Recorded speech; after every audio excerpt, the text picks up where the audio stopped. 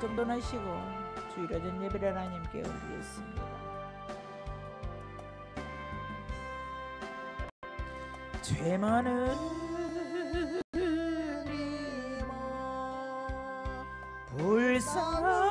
불쌍한 영혼 은혜 중에 주님 만나 눈물을 흘렸어요. 사랑의 주 하나님 손에 이끌려 오직 예수 할렐루야 주님 찬양하는 기쁨 주님만 바라보니 감사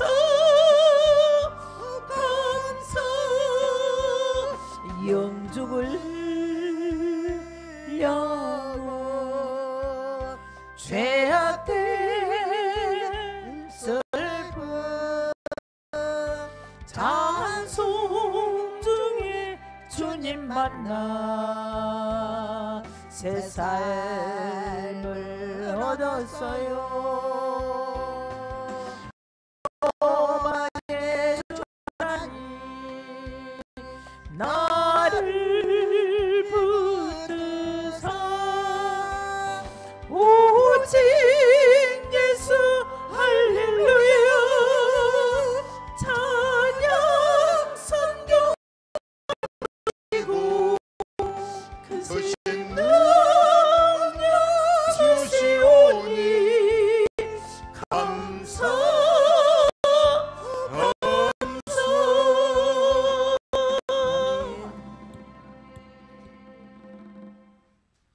우리 앞뒤 옆 사람 반갑게 인사하시기 바랍니다. 반갑습니다. 사랑합니다. 건강하시고 축복합니다. 주님의 이름으로 여러분 모두를 환영합니다. 이제 자리에서 일어서신 후 하나님과 약속한 주일 오전 예배 시간 우리 경건한 마음으로 살아계신 하나님께 예배 올려 드리겠습니다.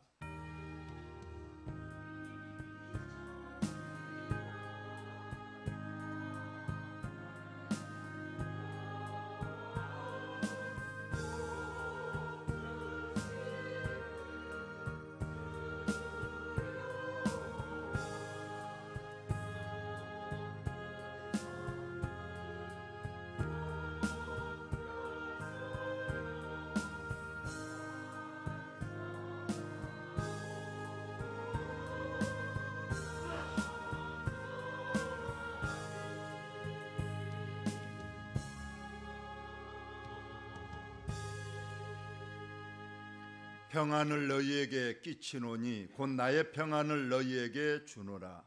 내가 너희에게 주는 것은 세상이 주는 것과 같지 아니하리라. 너희는 마음에 근심하지도 말고 두려워하지도 말라. 하나님께서 우리를 지극히 사랑하사 오늘 또 주의 날을 주시고 우리에게 참 평안한 마음 주셔서 기쁨과 감사함으로 주님 전에 나와 하나님께 예배 올려 드립니다. 성삼위 하나님 이 시간 홀로 영광 받으시옵고 우리들을 하늘문 여시고 하늘의 신령한 은혜와 참된 복과 은혜로 함께하여 주옵소서. 우리의 죄와 허물들 십자가의 보혈로 씻어주시고 이 시간도 주님께 정결한 마음으로 우리의 모든 걸 드려 하나님께 예배하게 하여 주옵소서. 예수님 거룩하신 이름으로 기도하옵나이다. 아멘. 찬송가 28장 찬송합니다.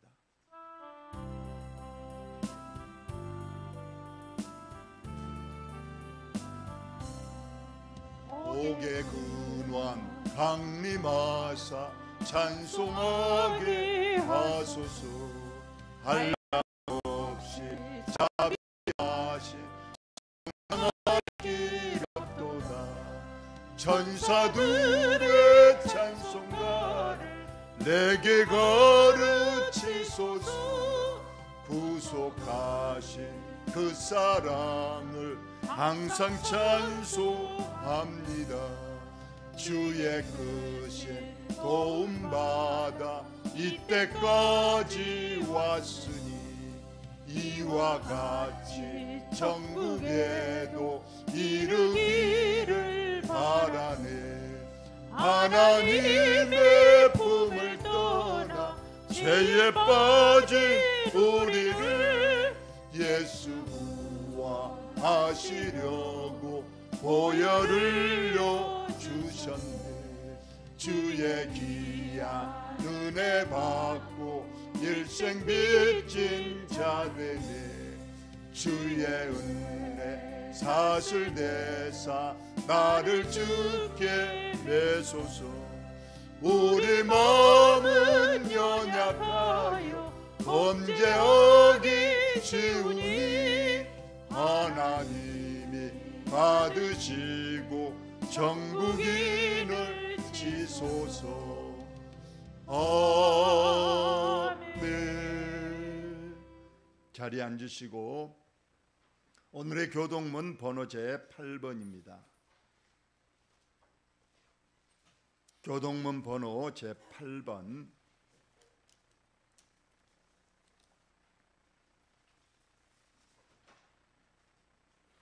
(2023년) 들어 8번째 맞는 주님의 날, 교동문 번호 8번입니다. 어리석은 자는 그의 마음에 이르기를 하나님이 없다 하는도다.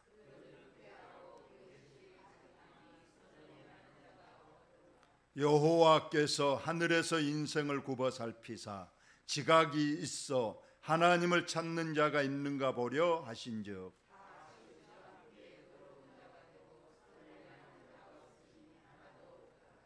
죄악을 행하는 자는 다 무지하냐.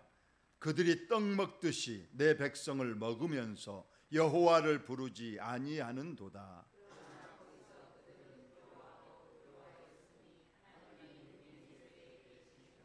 너희가 가난한 자의 계획을 부끄럽게 하나 오직 여호와는 그의 피난처가 되시도다. 여호와께서 그의 백성을 포로된 곳에서 돌이키실 때에 야곱이 즐거워하고 이스라엘이 기뻐하리로다. 아멘. 우리의 신앙을 고백합니다.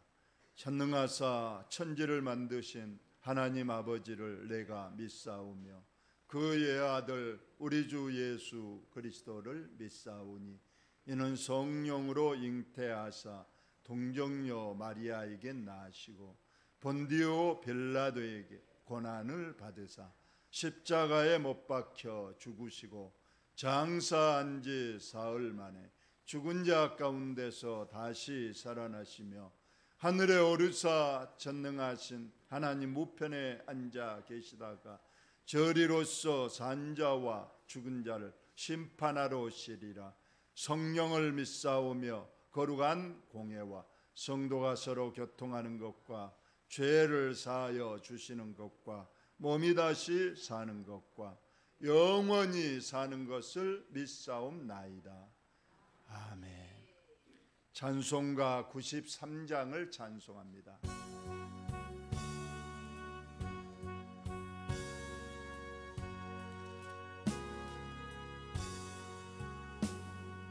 예수는 나의 힘이요 내 생명 되시니 구주 예수 떠나 살며 죄 중에 빠지리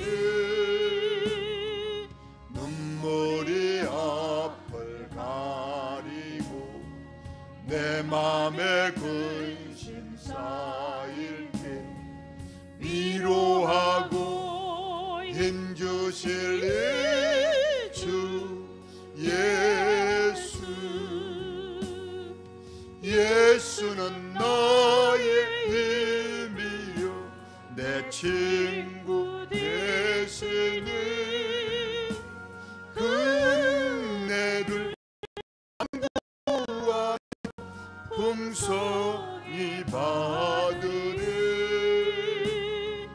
햇빛과 비를 주시고 추수할 곳이 많도다. 귀한 열매 주시는 이 주 예수. 예수는 나의 힘이요 내 기쁨 되시니 그 명령을 준행하여 늘 충성하겠네.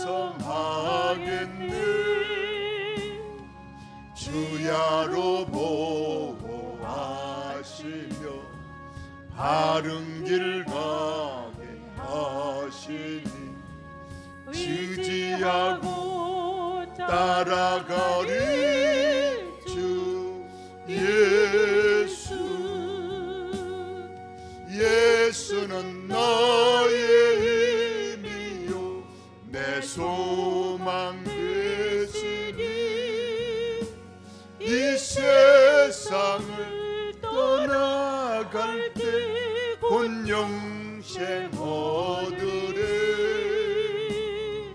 한없는 복을 주시고 영원한 기쁨 주시니 나의 생명 나의 기쁨 주 예수.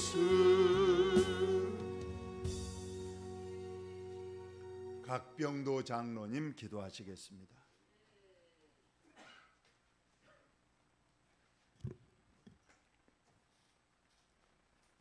나의 능력과 찬송이시며 또 구원의 주님이여 감사하고 감사합니다. 부족한 우리를 주님의 귀한 자녀로 삼으시고 이 시간도 당신의 자녀로 불러주셔서 주님 이렇게 머리 숙여 주님 앞에 찬양하며 주님께 영광 돌릴 수 있는 귀한 은혜를 주신 것 너무나도 감사하고 감사합니다. 세계는 전쟁과 지진으로 너무나도 불행한 일이 많고 슬픔도 많고 어려움도 많습니다. 하나님 아버지 하루속히 그들에게 주님의 귀한 사랑이 함께하여 주시옵기만을 간절히 바라고 원합니다. 우리는 또 그들을 위해서 기도할 수 있는 귀한 마음을 주시옵기만을 간절히 바라고 원합니다. 이 시간도 우리 사랑하는 성도님들 주님 앞에 머리를 숙였사오니 주님이여 함께하여 주시옵소서. 주여 우리는 연약합니다.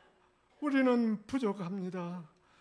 주님의 하나님 아버지 귀한 긍휼만을 기다리는 죄인들입니다. 주님 불쌍히 여겨 주시옵소서. 주님 우리를 새롭게 하여 주시옵시고 참 마음을 허락해 주시기를 원합니다. 이 시간도 기쁨과 평안이 있는 귀한 예배가 되게 도와주시옵시고 은혜로 채워주셨기만을 간절히 바라고 원합니다. 하나님 아버지 이 시간도 우리 온못 교회를 여기까지 있게 하여 주신 것 너무나도 감사하고 감사합니다. 사랑이 충만하게 하여 주신 것 감사합니다. 은혜의 말씀을 주신 것 감사합니다.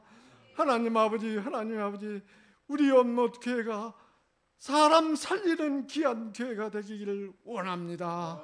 함께하여 주시옵소서.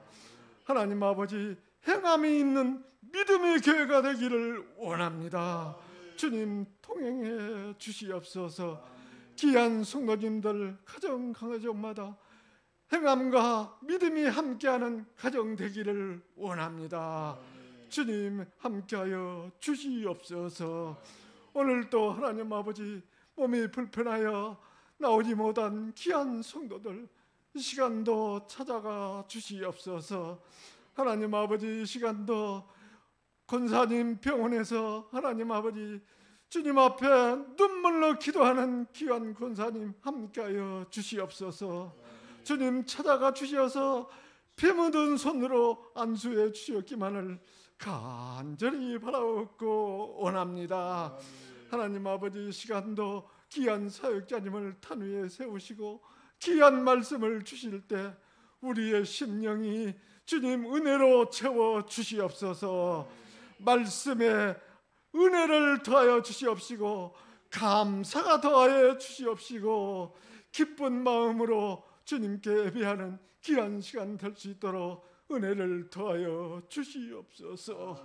하나님 아버지, 시간도 찬양대가 주님 앞에 찬양을 올릴 때 주님 그 찬양을 받아 주시옵시고 우리의 마음을 하나님 아버지 시원케 하여 주시옵소서. 오늘도 온전히 주일 하루를 주님께 바치는 시간마다 우리 주님이 동행해 주시고 함께하여 주시옵소서. 부족한 것 우리 주 예수님의 이름 받들어 간절히 기도드리옵나이다. 아멘.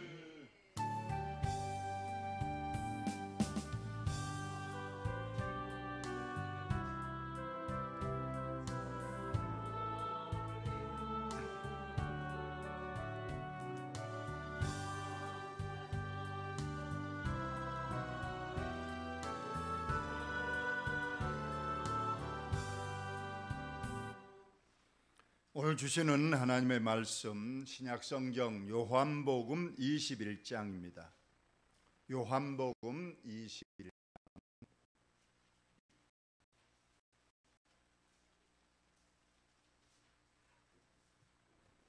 요한복음 21장 15절로 23절까지입니다. 요한복음 21장 15절부터 23절까지 여러분의 성경과 화면 보시면서 들려준 음성을 잘 들으시기 바랍니다.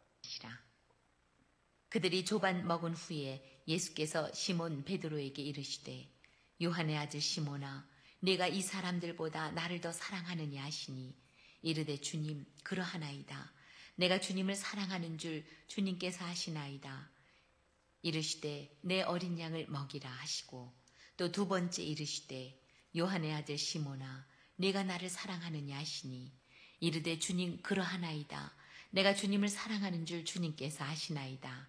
이르시되 내 양을 치라 하시고 세 번째 이르시되 요한의 아들 시몬아 네가 나를 사랑하느냐 하시니 주께서 세 번째 네가 나를 사랑하느냐 하심으로 베드로가 근심하여 이르되 주님 모든 것을 아시오매 내가 주님을 사랑하는 줄을 주님께서 아시나이다. 예수께서 이르시되 내 양을 먹이라.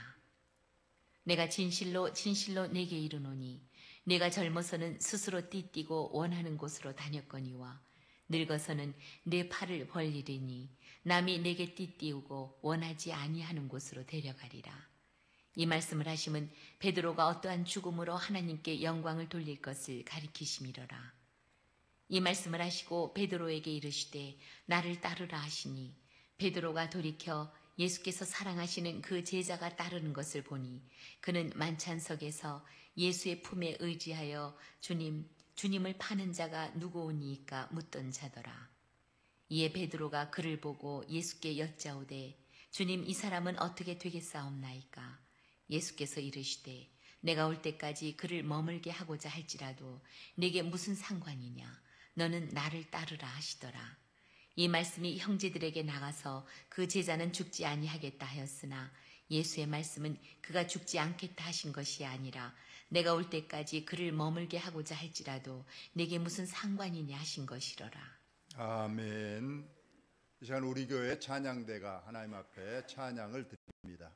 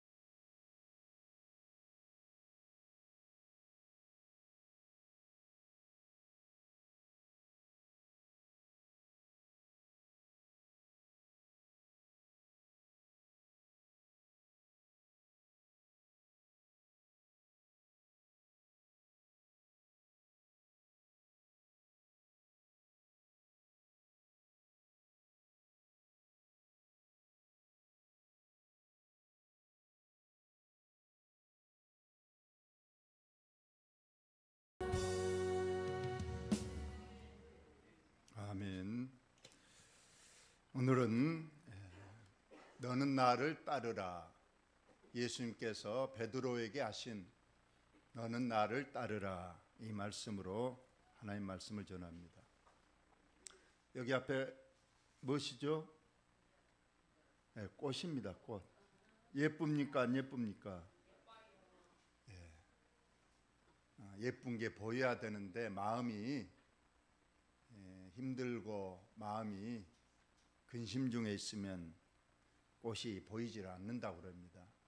이 시간 여러분 꼭 마음을 열고 아름다운 것을 보시기 바랍니다. 각시가 이쁘면 처갓집 무엇에 무엇을 한다. 혹시 그런 속담 들어보셨나요? 자, 각시가 이쁘면 처갓집 말뚝에 절을 한다. 즉 각시가 이쁘면 모든 것이 다 이쁘게 보이고 다 좋게 보인다는 뜻입니다. 이 시간 여러분의 마음이 열려져서 정말 모든 교회도 좋고 또 이 시간 설교도 은혜 받고 여러분 이웃과도 늘 평안하게 지내시고 모든 것이 다 긍정적이고 밝게 보이시기를 바랍니다. 설교할 때는 또 설교자를 봐야 되는데 저를 보고 오늘 목사님이 옷이 달라졌나 넥타이가 다르나 그걸 보지 마시고 하나님께서 이 부족한 종을 통해서 나오는 입의 말씀을 내가 드려야 되겠다. 이 앞전에도 예배 전에 말씀을 드렸습니다. 예배할 때는 꼭 먼저 사람의 말로 받지 않고 하나님이 하신 말씀으로 받을 것. 두 번째로 내가 문 밖에 서서 두드르느니 너가 문을 열어줘야 내가 너 마음속에 들어가서 너와 함께 먹고 마시리라 했습니다. 그래서 여러분의 마음을 여시기 바랍니다. 닫아버리면 길을 닫아버리면 말씀이 안 들립니다. 그것이 길가 같은 마음이라고 했어요. 전혀 하나님 말씀은 들리지 않고 그냥 예배 시간 지나가고 그저 돌아가는 겁니다. 또 자꾸 예배 시간에 딴 생각을 하는 것 돌밭 가시밭길입니다. 그러나 옥토밭은 하나님이 내게 무슨 말씀을 주시려는지 한 말씀이라도 내가 은혜를 받고 한 말씀이라도 하나님께 영광을 돌리겠다는 마음으로 모든 걸 집중해서 하나님의 말씀을 들을 때에 옥토밭이 되어서 그 열매를 풍성히 맺는 그런 축복이 임할 줄로 믿습니다. 오늘 본문의 말씀은 요한복음 마지막 장에 되어 있습니다. 요한복음 21장으로 되어 있는데 21장 마지막 장 마지막 부분입니다. 예수님께서 십자가에 죽으시고 3일 만에 부활하셨는데 부활하셨으면 죽으시고 부활하셨으면 실상 예수님의 구원 사역은 완성이 된 거예요. 그러면 다 끝났으니까 예수님은 원래 있던 곳으로 올라가시면 되는 거예요. 근데 이상하게 예수님은 구원 사역이 완성됐는데도 바로 승천하지 않고 40일을 이 땅에 더 계셨다고 성경이 말하고 있습니다. 왜 예수님께서 바로 승천하지 않고 40일을 이 땅에 더 계셨는가? 몇 가지 이유가 있습니다. 첫째는 주님의 부활을 더 많은 사람들에게 확실히 알려주기 위해서 예수님께서 40일을 더 계시면서 많은 사람에게 부활하신 주님의 모습을 보여주셨습니다. 두 번째로는 아직 가룟 유다를 제외한 11 제자들의 믿음이 아직 연약하기 때문에 그들의 믿음을 좀 더 붙들어주기 위해서 더 시간이 필요했기 때문에 예수님께서 40일을 더 계셨다. 또는 인간적 정이 남아 있었다는 거예요. 그래도 이 땅에 오셔서 예수님이 33년을 살아 계셨는데 목적 이루었다고 바로 올라가시냐? 아마 좀 더 아쉬움이 남았는가? 그래서 예수님은 더 40일 더 계시다가 승천을 하시게 되는데 오늘 사도 요한은 자기의 져서 이 요한복음의 마지막을 어떻게 쓸 것인가 고민하다가 오늘 본문의 말씀을 우리에게 주시고 있습니다. 오늘 이 요한복음 21장 마지막 장의 배경은 역시 갈릴리 호수, 갈릴리 바다를 배경하고 있습니다. 이 갈릴리 호수에서 예수님은 생애를 많이 보내셨는데 이곳에서 12제자를 부르셨고 이 갈릴리 호수 이제 중심에서 예수님의 복음 사역, 치유 사역, 천국 선교 사역을 하셨던 것을 봅니다. 이제 예수님께서는 부활하시고 제자들에게 3번을 보이셨는데 맨 처음 나타난 것은 예수님이 부활하셨지만은 혹시라도 빌라도나 혹은 대제사장들이 예수님의 제자들을 붙들어다가 또 죄를 뒤집어 씌워서 죽일까 싶으니까 제자들이 방 안에 문을 걸어 잠그고 두려움에 떨고 있을 때에 가장 먼저 예수님이 나타나셔서 두려워하지 말라, 안심하라, 내니 너희에게 평안을 전한다 이렇게 하시면서 맨 처음에 나타나셨습니다. 두 번째 나타나실 때, 첫 번째 나타나실 때에 해피로한 곳에 도마가 없었다는 거예요. 도마가 없어서 도마가 나중에 예수님이 부활하신 예수님이 우리가 오셨다, 우리는 직접 부활하신 예수님을 봤다 그러니까 도마는 그걸 믿지 못합니다. 나는 못 믿겠다. 내 눈으로 안 봤는데 못 믿겠다. 나는 부활하신 예수님을 직접 내 손으로 만져보고 내 눈으로 보아야 믿지 너희들이 하는 말은 못 믿겠다고 했을 때에 첫 번째 나타난 날로부터 일주일 후 8일 후에 도마도 함께 있는 그 제자들 방에 예수님이 나타나셨습니다. 그리고 도마야, 너는 나의 부활을 믿지 못하느냐? 그러면 너 손을 내밀어서 내 못자국 난 이 손바닥을 만져보고 내 옆구리에 창자국을 너가 만져보라. 허용됐어요. 그래서 도마가 손을 내밀어서 예수님의 못자국 난 손을 만져봤고 예수님이 옷을 올려주니까 옆구리를 만져보니까 정말로 창자국이 있는 예수님의 부활의 몸을 만졌습니다. 나중에 전설에 의하면, 전설입니다, 도마는 실상은 어디로 마지막 선교 여행을 떠났느냐, 가장 제자들 중에 멀리 왔다고 그래요. 여기 인도까지 왔다고 그래요. 어떤 자는 우리 한국에까지 분명히 왔다고 그럽니다. 그래서 이 도마가 경남 창원에 가면 바위에 도마가 왔다 가노라는 그런 글씨를 써놓고 갔다고 사진까지 나오고 있습니다만 어쨌거나 이 도마의 무덤이 인도에 있다고 그래요. 인도에 있는데 그 도마의 무덤에 이제 시신을 이제 파보니까 다른 부분은 다 썩어서 없어졌는데 손가락 하나가 남아있더라는 거예요. 손가락. 예수님의 그 부활의 몸을 만졌던 그 손가락은 썩지 않고 마치 부활의 예수님이 그 영생한 그 부분을 닿아서 그런지 손가락이 남아있었다. 그러나 제가 분명히 말했습니다. 이건 성경 아닙니다. 전설이다, 전설. 그래서 어떤 우리 한국 목사님이 욕심을 내서 그 인도의 그 도마의 무덤에 있는 그 손가락을 어떻게 해서 만졌대요. 그 손가락을. 그러면 나도 이 손가락은 나중에 절대 썩지 않는다. 뭐 그런 말을 했다고 합니다만, 일단 도마가 이제 확실하게 부활한 주님을 만났고 만졌고 확신했을 때 예수님께서 도마에게 말씀했습니다. 너는 보고 믿느냐? 앞으로 내가 승천한 이후에 무수한 하나님을 믿는 성도들은 나를 보지 않고도 나를 믿을 것인데 그들이 더 복되다. 그렇게 말씀하셨어요. 그렇습니다. 우리는 예수님을 본 적은 없습니다. 우리는 이 성경 말씀에 근거해서 우리는 하나님이 살아계시고 우리 하나님 예수님이 이 땅에 오셔서 십자가에 못 박혀 죽으신 것은 나의 죄 때문이고 그분은 3일 만에 부활하시고 40일 계시다가 승천하셨다.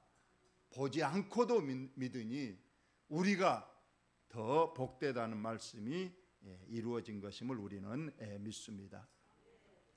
이제 도마까지 부활한 예수님을 봤습니다. 그러면 제자들은 그 후에 어떻게 했을까요? 그들은 갈릴리 바다로 돌아갔습니다. 그리고 가서 고기를 잡는 거예요. 그래서 이제 밤에 나가서 고기를 그물을 던집니다. 근데 고기가 그날따라 한 마리도 안 잡히는 거예요. 3년 동안 물론 그물질을 안 해서 그랬는지 몰라도 그날 밤에 고기가 한 마리도 안 잡고 이제 먼동이 터오는 겁니다. 이제는 고기 다 잡았다, 돌아갈까 하고 있는데 저 멀리 호숫가 끄트머리에서 어떤 사람이 소리를 지르는 겁니다. 고기를 잡았느냐 물어보는 거예요. 그래서 한 마리도 못 잡았습니다 그랬어요.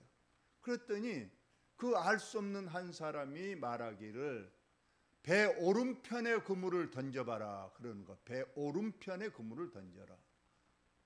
그래서 이제 다 먼동이 터버렸으니 지금 어느 쪽에 그물을 내린 듯 고기 잡겠느냐 했지만은 그 사람의 말에 끌려서 그물을 오른편에 던졌습니다. 던지고 그물을 올렸더니 그물이 찢어지게 고기를 많이 잡았다. 그때서야 베드로가 요한이 눈이 번쩍 뜨인 겁니다. 저 사람이 누군가? 아, 부활하신 예수님이다 소리치면서 베드로가 그냥 육지가 먼데도 바닷물로 뛰어들어서 예수님께로 왔다. 성경에 그렇게 되어 있습니다. 제자들이 고기를 많이 잡아서 이제 호숫가로 왔는데 그때 예수님께서는 불을 피워놓고 계셨어요. 제자들이 고기 잡느라고 밤새 추위에 떨고 있을 그들을 위해서 불을 따뜻하게 피워놓고 그 다음에 그 불 위에 생선을 구워놓고 떡을 구워놓고 기다리고 계셨습니다. 얘들아 춥지 배고프지 어서 먹어 하면서 예수님께서 그 제자들에게 떡을 또 생선을 주셔서 먹게 했습니다. 그래서 제자들이 맛있게 먹었습니다. 이때 바로 세 번째 부활하신 예수님이 제자들에게 나타난 순간이었는데 이제 음식을 맛있게 먹고 나서 예수님께서 베드로를 조용히 한적한 곳으로 불렀어요. 너 나 좀 따라와 해서 제자들이 다른 곳에 있을 때 저쪽으로 베드로를 데리고 가서 조용히 베드로에게 말합니다. 오늘 본문의 말씀입니다. 베드로야 너 나 사랑하느냐 맨 처음에 물었어요. 그러자 베드로는 주저없이 예 저는 주님을 사랑합니다. 그랬더니 우리 주님께서 말씀하시기를 내 어린 양을 먹이라. 내 어린 양을 먹이라. 두 번째로 또 주님이 물어봅니다. 베드로야 너 나 정말로 사랑하느냐. 베드로가 변함없이 예 저는 주님을 정말로 사랑합니다. 그랬더니 내 양을 치라. 그렇게 말 내 양을 치라. 여기서 양을 치라는 것은 치다. 우리가 가축을 치다 돼지를 치다 그런 말 하는데 때리다는 말이 아니고 기르라 관리해라. 그 양들을 잘 보살펴주고 잘 먹이고 잘 챙겨주라 그런 뜻입니다. 이걸로 끝난 줄 알았더니 예수님께서 또 한 번 물읍니다. 요한의 아들 시몬아 너가 나를 정말 사랑하느냐. 지금 계속 사랑하느냐 세 번째 물으니까 베드로도 마음에 근심이 일어나는 겁니다. 예수님께서 내가 예수님을 사랑하는 것을 못 믿어서 세 번이나 계속 묻고 있구나. 그래서 세 번째는 근심해서 주여 내가 주님을 사랑한 줄 주께서는 다 아시면서 왜 세 번이나 물어보십니까? 하니까 예수님께서 내 양을 치라, 내 어린 양을 먹이라, 내 양을 치라, 내 양을 먹이라. 이 세 말씀을 하셨습니다. 예수님께는 이제 승천할 때가 가까웠기 때문에 우리는 이제 이 제자들의 수장인 베드로를 불러서 교회에 속한 성도들을 맡기신 이런 일을 주님께서 하시는 내용입니다. 예수님께서는 내 어린 양을 먹이라, 내 양을 치라, 내 양을 먹이라. 가장 먼저는 내 어린 양을 먹이라고 하셨어요. 이 어린 양은 교회로 말하면 교회 나온 지 얼마 안 돼서 믿음이 연약한 성도들을 말합니다. 예수님께서는 그들이 눈에 밟힌 거예요. 다 다른 양들이야 뭐 내가 없어도 자기 믿음 굳건히 지킬 줄 알겠지만 얼마 교회 나오지 않은 그 연약한 믿음의 성도를 두고 가자니 마음이, 그래서 베드로에게 특별히 너 내 어린 양들 그들을 좀 잘 보살펴다오 하고 먼저 부탁을 하신 그런 내용입니다. 어린 양에게 젖을 주고 물도 주고 아프면 좀 돌봐서 그 양이 이제 건강한 장성한 양이 되도록 잘 보살펴 주라고 예수님께서 베드로에게 당부를 하신 그런 내용입니다. 교회에도 오늘날 어린 양이 있습니다. 건강한 양도 있지만은 우리가 각별히 먼저 신경 써야 될 것은 교회에 나온 지 얼마 안 된 우리가 연약한 신자들, 또 그들을 잘 우리가 사랑으로 보듬어주고 또 그들의 필요를 우리가 채워주는 것이 중요하다, 그러한 말씀입니다. 그리고 나서 오늘 예수님께서는 베드로에게 베드로의 죽음을 예언한 말씀을 오늘 하셨어요. 내가 진실로 너에게 이르노니 너가 젊어서는 스스로 띠띠고 원하는 곳으로 다녔거니와. 너가 젊었을 때야 너 하고 싶은 대로 너 스스로 띠를 띠고 원하는 곳으로 다녔다. 유대 나라의 그 옷은 이렇게 우리나라 그 여자들 입는 원피스와 같이 위아래가 하나로 되어 있어요. 그래서 펄럭거리니까 반드시 외출할 때는 이 허리띠로 이 중간을 묶어야 돼요. 그래야 어디 가도 활동하기 좋고 그렇습니다. 그러니까 너가 젊어서는 가고 싶으면 언제든지 네가 그냥 허리띠 졸라매고 이리 가고 싶으면 이리 가고 저리 가고 저리 가고 일하고 싶으면 일하고 저거 하고 너 마음대로 했다. 그러나 너 앞으로는 그렇게는 안 될 것이다. 늙어서는 너가 나이가 들면 내 팔을 벌리리니 남이 내게 띠띠우고 원하지 아니한 곳으로 데려가리라. 이제는 허리띠를 너 스스로 졸라맨 것이 아니라 남이 너 허리띠를 졸라매고 너가 이리 가고 싶은데 너를 묶은 사람이 다른 곳으로, 너가 원하지 아니한 곳으로 너를 데려가리라. 그리고 너가 늙어서 팔을 벌린다. 이 말씀은 예언의 말씀인데, 그래서 사도 요한은 내가 늙어서 팔을 벌린다, 이 말이 무슨 말인가 해석을 해놨습니다. 19절에 보니까 이 말씀을 하시면 베드로가 어떠한 죽음으로 하나님께 영광을 돌릴 것을 가리키심이로라. 베드로의 죽음에 대해서 팔을 벌려 죽는다. 그리고 죽기 전에는 남이 베드로의 이제 허리띠를 졸라매고 원하지 아니한 곳으로 데려간다. 즉 베드로를 결박해서 원하지 아니한 곳으로 데려가서 팔을 벌려서 그가 죽음을 맞이할 것이라는, 예수님은 다 알고 계신 거죠. 우리의 생사복을 다 아시는 우리 하나님 본체시니까 베드로를 턱 보더니 너의 앞길이 그냥 보이는 거예요. 베드로 그 성질 급하고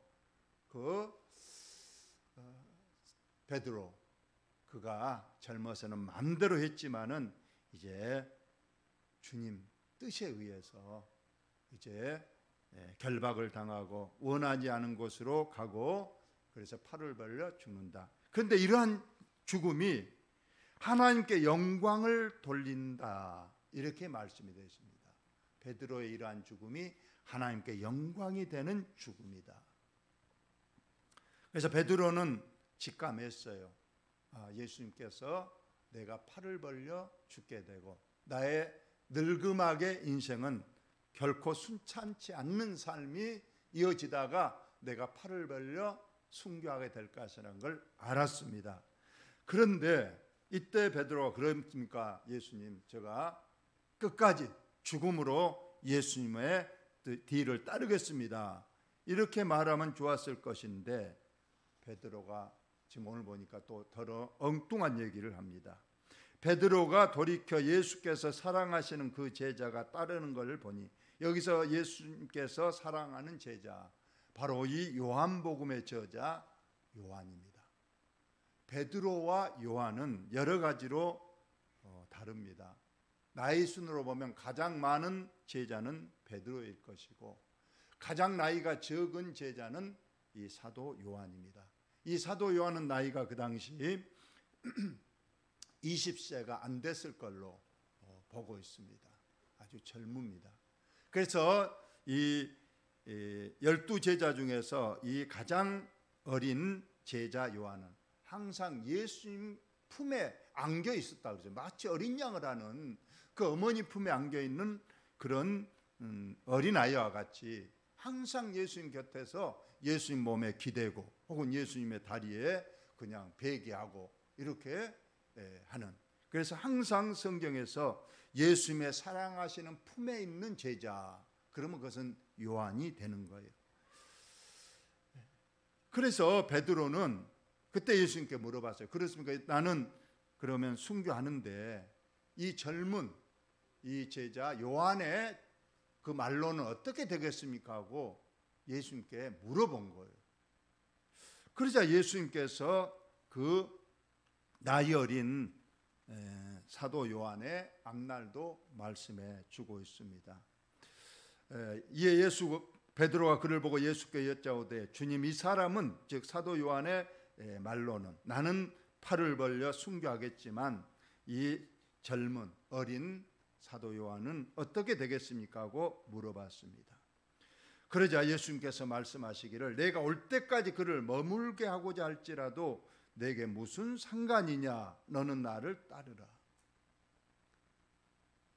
요한에게, 베드로에게 이 요한은 내가 이제 승천했다가 언젠가 내가 다시 오는데 내가 다시 올 때까지, 주님 재림할 때까지 그를 죽지 않고 놔둔들 너는 무슨 상관이냐? 너는 너의 갈 길을 가라. 너는 나를 따르라. 이 말씀을 하신 겁니다. 물론 이 내가 다시 올 때까지 그를 머물게 한다, 그 말은 또 뒤에 해석이 나옵니다만, 그럼 주님 아직 재림 안 했으니까 지금도 사도 요한이 살아 있습니까? 그러진 않습니다. 이 말은 뒤에 해석이 되어 있기를, 그를 그렇게 한다 할지라도 왜 너는 그 요한의 삶에 신경을 쓰냐? 상관하지 말고 너는 너의 갈 길, 너는 나를 따르는 길을 오라고 주님이 말씀하고 있는 그러한 내용입니다. 이 말씀 속에는 분명히 베드로는 순교를 하게 될 것이고 요한은 순교를 당하지 않고 오래 살 것을 주님이 말씀하셨는데, 실제로 요한은 다른 제자들은 다 순교했습니다.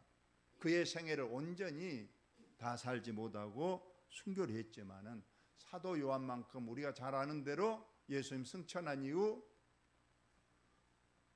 로마 박해 시대 때 반모섬으로 끌려가죠.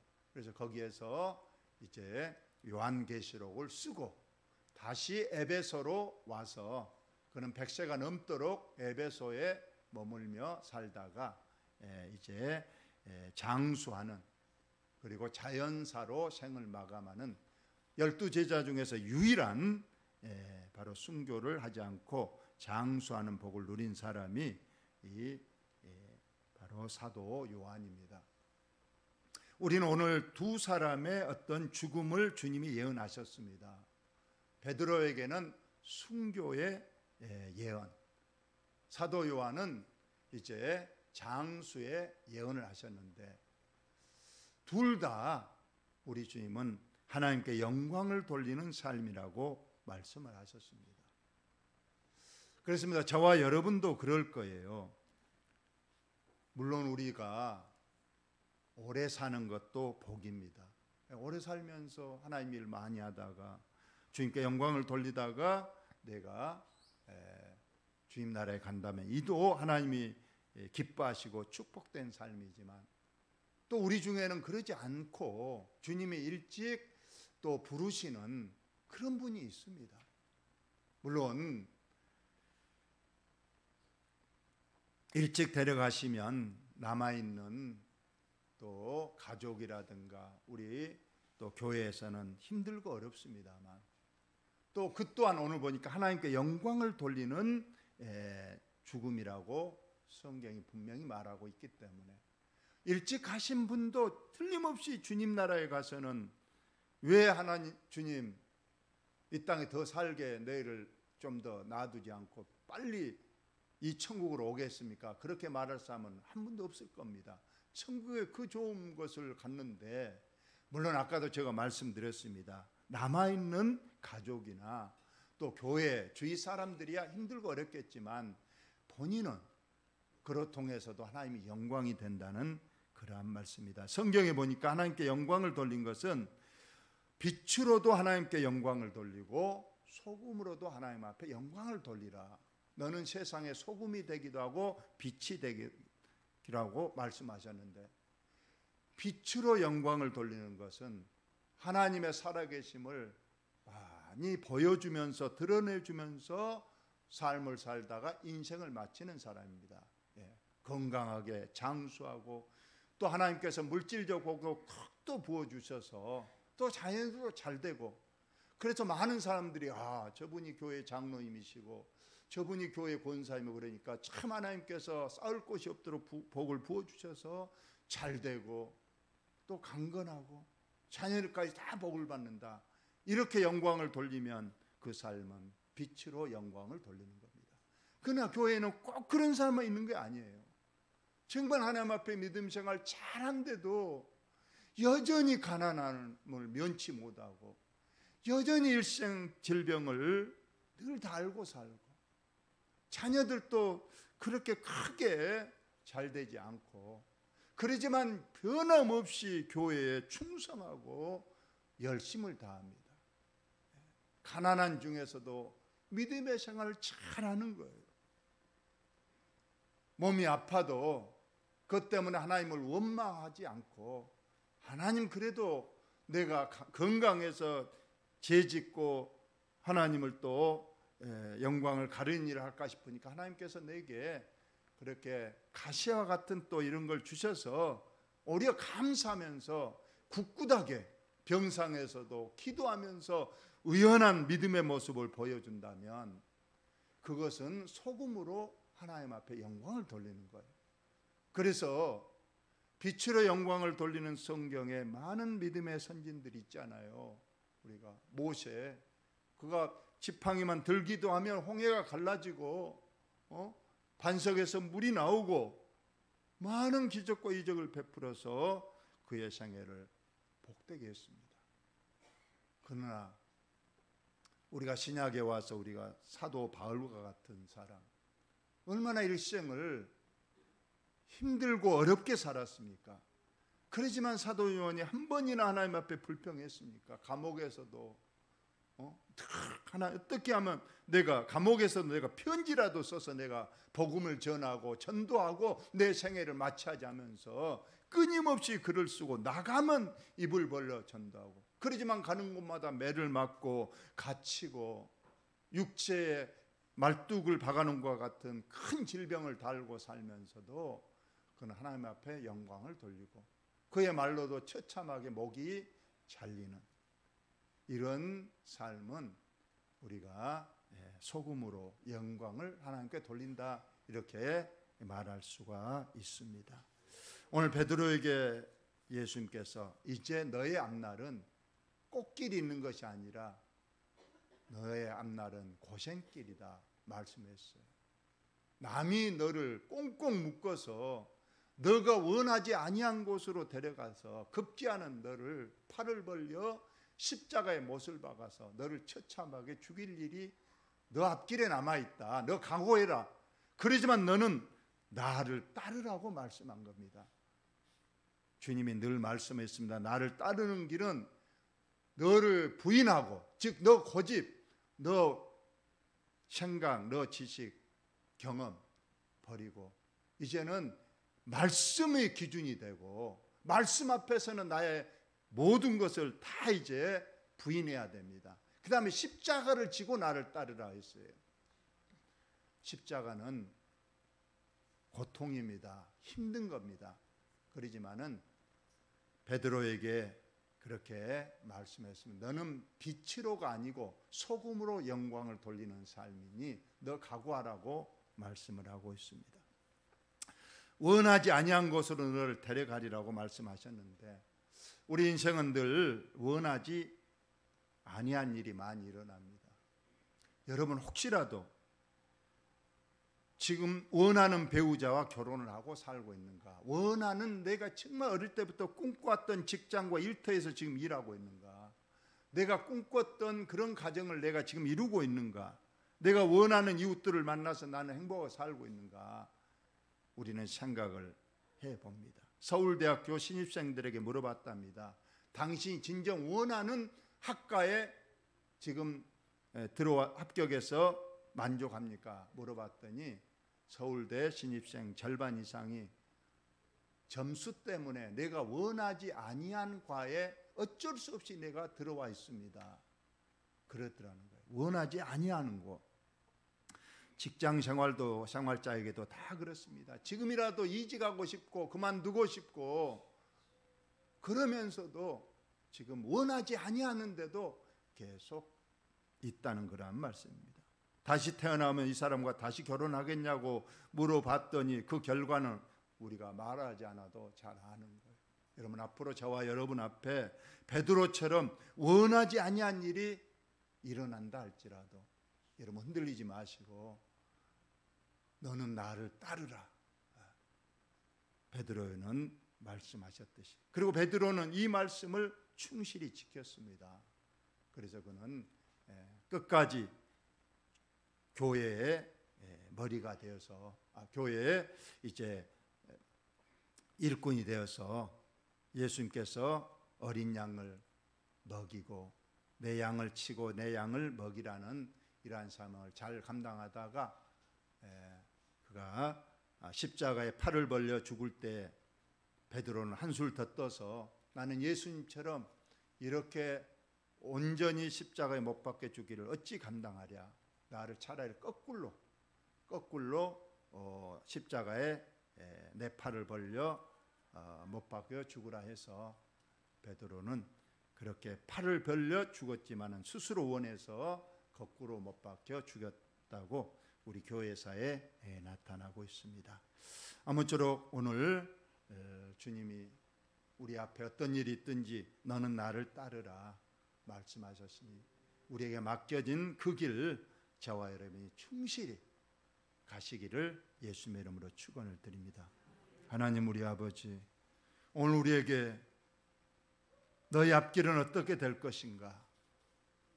베드로에게 너는 남이 띠를 띄우고 원하지 아니한 곳으로 데려가서 너의 팔을 벌린다.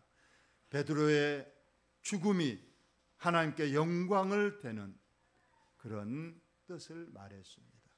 때로는 어린 제자 요한에게는 너는 장수하여 교회를 더 지키고 있다가 너는 자연사하게 될 것이다 말씀했습니다. 우리의 삶이 어떤 삶이든지 빛으로 영광을 돌리든지 소금으로 영광을 돌리든지 우리는 하나님의 뜻을 따르게 도와주시고 그때까지는 우리는 최선을 다해서 하나님께 말씀에 순종하고 영광을 돌리는 복된 삶이 되게 하여 주옵소서. 예수님 거룩하신 이름으로 기도하옵나이다. 아멘. 찬송가 408장 찬송합니다.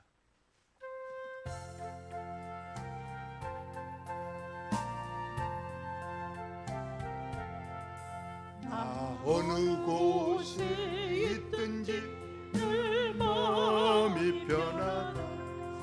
주 예수 주신 평안은 늘 충만하도다.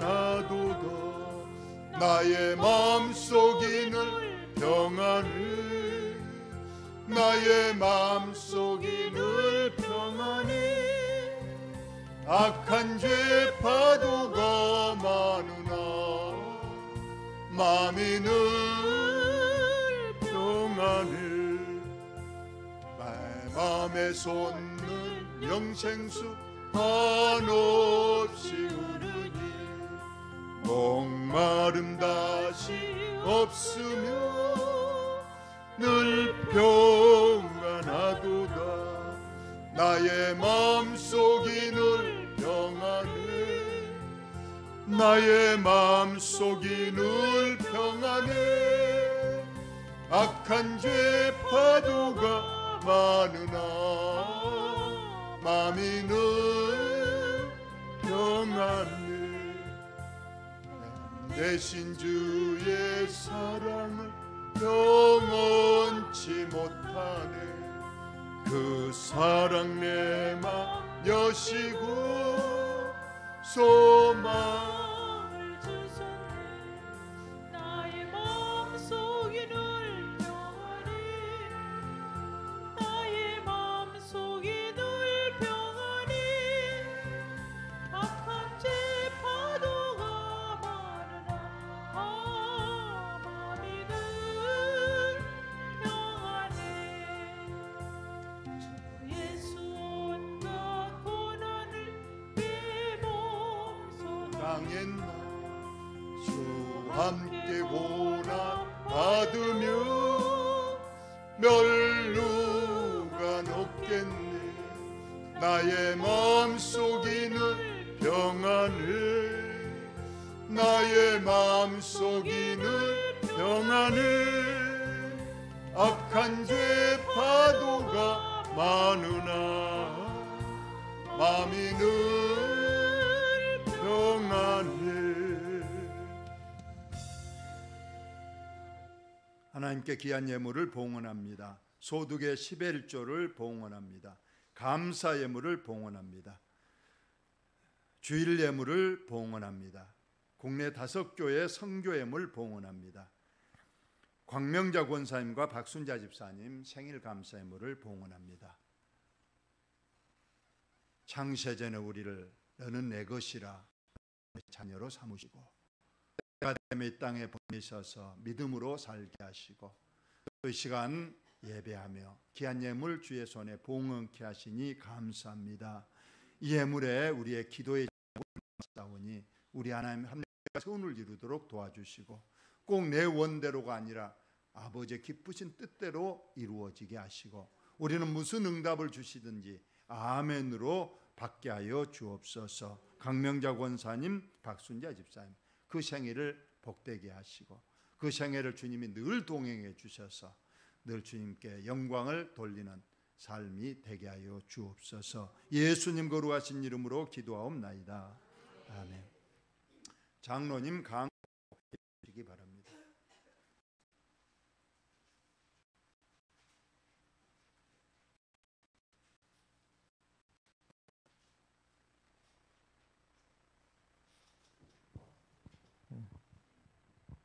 감사합니다. 오늘 또 거룩한 주일날 이렇게 나오셔서 함께 예배드리게 됨을 진심으로 환영하고 감사함을 드립니다. 우리 올해 교회가 선교하는 5교회의 평안과 부흥을 위해서 많이 기도해 주시기 바랍니다.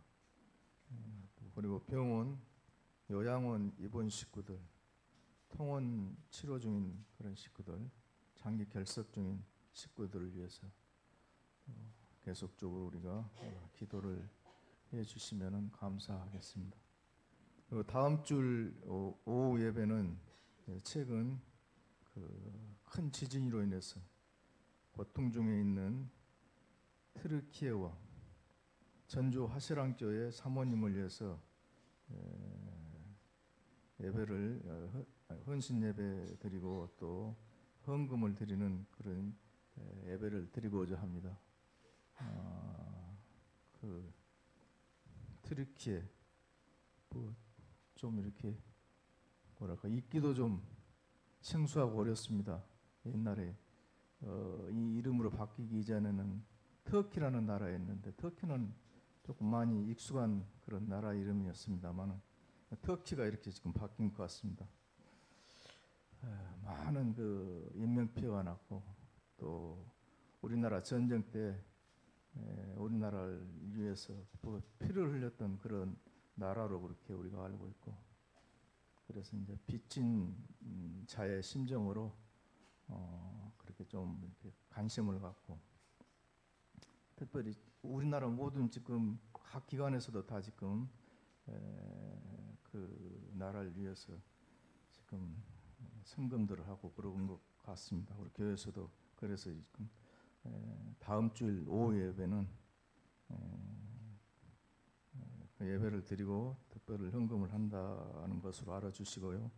또 전주 화실항교회 사모님, 이 사모님도 아주 어려운 교회에서 지금 또 암이 많이 깊어져 가지고 굉장히 힘든 것으로 알고 있습니다. 그래서 다음 주일 오후에는 그런 헌신 예배로 드린다고 아시고 많이 기도해 주시고 관심을 가져주시기 바랍니다. 오늘 오후 여전도의 헌신 예배 담당자는 사회의 이경숙 권사님, 기도의 김경숙 권사님, 봉헌에는 백종숙 권사님과 장소희 집사님이 수고를 해주시겠습니다. 이상입니다. 이제 자리에서 일어서신 후 찬송가 635장 후 축도로 예배를 마칩니다.